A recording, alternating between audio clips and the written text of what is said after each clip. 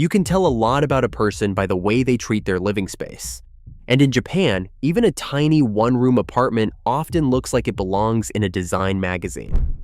No piles of random clutter. No mystery drawers stuffed with chaos. Just calm, clean, intentional space. What is surprising is that many of these people live alone, work long hours, and do not have cleaners or endless free time. So how do they do it? The answer is not perfection or obsession. It is habit. Invisible rules baked so deeply into daily life that mess never gets a chance to grow. And once you understand these habits, you will realize something uncomfortable. A messy home is not a cleaning problem.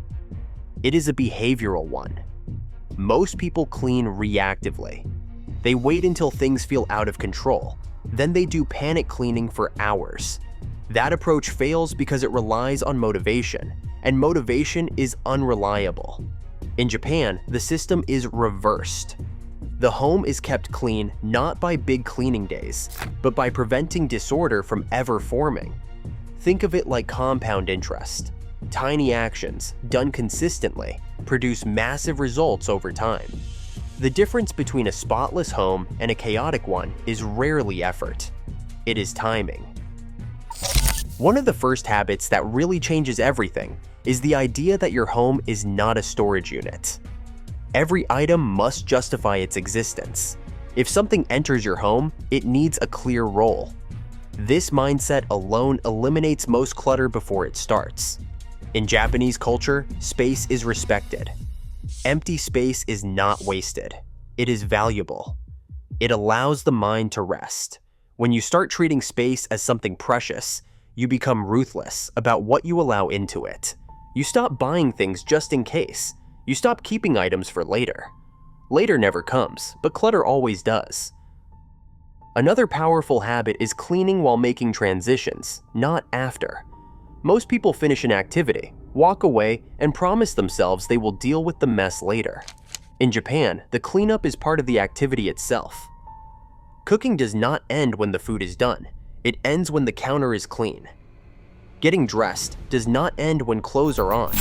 It ends when everything else is put away. This removes the mental resistance to cleaning because it is no longer a separate task. There is no debate, no procrastination. The action is incomplete until order is restored. You'll also notice that Japanese homes rarely have temporary piles. No chair covered in clothes. No corner where things wait to be sorted. Temporary quickly becomes permanent. Instead, everything has a home, and it goes back immediately after use. This sounds simple, but it's brutally effective. When you always return items to the same place, your brain stops experiencing mess as overwhelming. Order becomes automatic, almost unconscious. Another habit that keeps homes spotless is daily micro-cleaning. Not weekly marathons, not monthly deep cleanse. Just a few minutes every day, wiping a surface, sweeping one room, straightening what is already there. Because the home never gets very dirty, these actions take almost no time. 5 minutes a day feels effortless.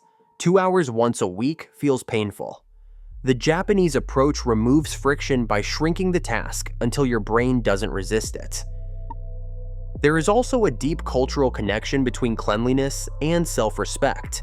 Cleaning is not seen as punishment or a chore, it is a form of care. When you clean your space, you are not just removing dust, you are resetting your environment. You are telling yourself that you deserve calm. This mental shift changes everything. Once cleaning becomes an act of respect instead of an obligation, consistency follows naturally. Living alone actually makes these habits easier, not harder. There is no one else to blame, no shared mess, just full responsibility. Japanese solo living culture embraces this. You clean because it is your space, your reflection. The home becomes a mirror. When the space is chaotic, it signals internal clutter. When it is clean, it creates clarity. This feedback loop reinforces the habit without force. Another subtle but powerful rule is cleaning before relaxation.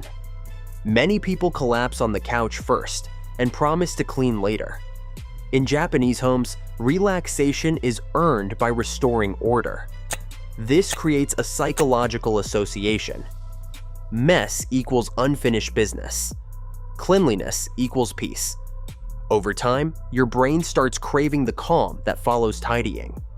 You stop relaxing in messy environments because they no longer feel restful. You will also notice a strong preference for simple tools. Fewer cleaning products, fewer gadgets. When cleaning is complicated, it gets avoided. Simplicity removes excuses. A cloth, a broom, a quick wipe. When tools are easy to access and easy to use, action happens faster. Complexity kills consistency. Another habit that keeps homes spotless is immediate decision-making. When something breaks, it is either fixed, replaced, or removed. It does not linger. When mail arrives, it is read and dealt with immediately. No piles of important papers collect dust. This decisiveness prevents clutter from accumulating, emotionally as well as physically. Unmade decisions feel heavier than objects. There's also the habit of visual harmony. Items are arranged not just functionally, but intentionally. When things look good together, you are more motivated to keep them that way. Disorder becomes visually uncomfortable, so you fix it quickly. This is why Japanese interiors feel calm even when minimal. Everything has breathing room. Another key rule is respecting the entrance. Shoes stay outside. Dirt doesn't enter the living space. This single habit dramatically reduces cleaning needs. It creates a physical boundary between the chaos of the outside world and the calm of the home. Every time you step inside, there's a reset, a pause, a moment of awareness. That awareness carries into how you treat the rest of the space. One of the most overlooked habits is ending the day with a reset. Before sleep, the home returns to neutral. Dishes done, surfaces cleared, floors open. Waking up to a clean space changes your entire mood. Your day starts lighter, more focused. This creates momentum. When you start clean, you are more likely to stay clean. Finally, there's the habit of gratitude toward objects. This may sound abstract, but it's incredibly practical. When you appreciate what you own, you take better care of it. You don't throw things around. You don't let them decay. This respect reduces damage, mess, and neglect. Objects last longer, spaces stay cleaner, and you consume less because you're satisfied with what you have. Here is the truth most people do not want to hear. A spotless home is not built through motivation. It is built through identity. In Japan, people do not say, "I should clean." They act like people who keep things clean. Once an action becomes part of who you are, it no longer requires effort. You do not need a bigger apartment.